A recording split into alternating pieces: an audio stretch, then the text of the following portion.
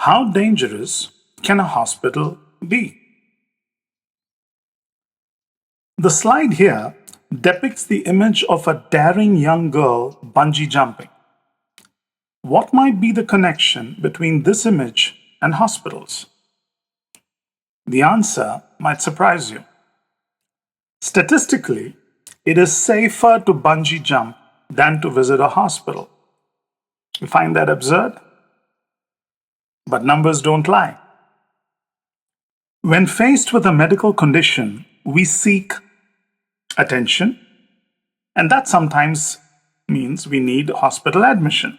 And it is very normal to feel safe and relieved once you have been admitted into a hospital under the care of a physician. Hospitals indeed are safe havens as they help us return back to our lives. But did it ever cross your mind that they can also be utterly dangerous places? Hang in there, and the irony won't be lost on you. I will now demonstrate and share some evidence to show that hospitals are not just not safe, they can actually be utterly dangerous. In this graphic, I'm going to classify industries into three buckets. On the x-axis are outlined the number of encounters before a fatality occurs. Right? So the number of encounters going from 1 to 10 in multiples, 10 to the power 5, 10 to the power 6. So the number of encounters before a fatality occurs. And on the y-axis, the number of lives lost per year. And we're going to examine the relationship between the number of encounters before an adverse event or a fatality occurs, the x-axis, and the annual number of lives lost in these industry segment, the y-axis. Based on this, you will see that industries can be classified into the ultra-safe category. And in this category, you will see that nuclear power plants rank the safest. Equally safe are European railroads and the commercial airlines. All of them fall under the ultra-safe category. Chernobyl or Fukushima come to mind, and somehow our minds believe that nuclear power plants are dangerous, but statistically, they are utterly safe. And so are commercial airlines. In fact, in the decade between 2010 and 2020, commercial airlines around the world flew about 35 billion miles. United States-based airlines alone ferried approximately 7 billion passengers during this decade.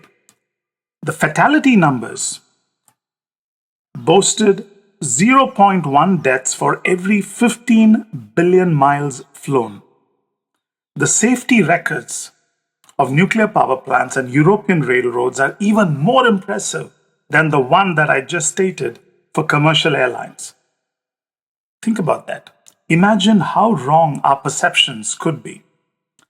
The second category of industries fall under what is called regulated. They're safe, but not as safe as nuclear power plants, commercial airlines, or the European railroads. These are examples of companies in chemical manufacturing, maybe chartered flights in the United States, driving in the US, etc. And finally, you have the hazardous bucket that includes adventure sports like mountain climbing and bungee jumping. Unfortunately, healthcare, hospital statistics on safety based on these parameters that I've outlined on the X and the Y axes are worse than those of these dangerous adventure sports. In just 1 year, the year 2016, the United States reported 251,454 deaths on account of just one reason, medication error. And this does not include deaths due to cardiovascular diseases, cancer, respiratory, etc. Think about this. Based on these statistics, Hospitals are astoundingly dangerous places. According to this slide, an adverse event happens in hospitals every 250 to 300 encounters. Now, technically, that makes hospitals probably even more dangerous than bungee jumping, statistically.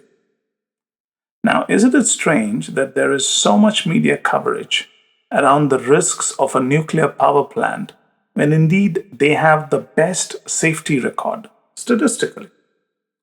When was the last time you heard the media talking about how dangerous was the hospital in your town? Never. Not surprising because, the business of media and journalism these days seems to be more about entertainment than about uncovering the truth. Be that as it may, notice how faulty our intuitions are. Maybe our intuitions are overrated, and maybe our perceptions are mostly faulty. Let that sink in and reflect on this. The astonishing safety statistic that we just discussed and examined is also reiterated by data that's available from sources like the WHO. And let me highlight some of them in the upcoming slides.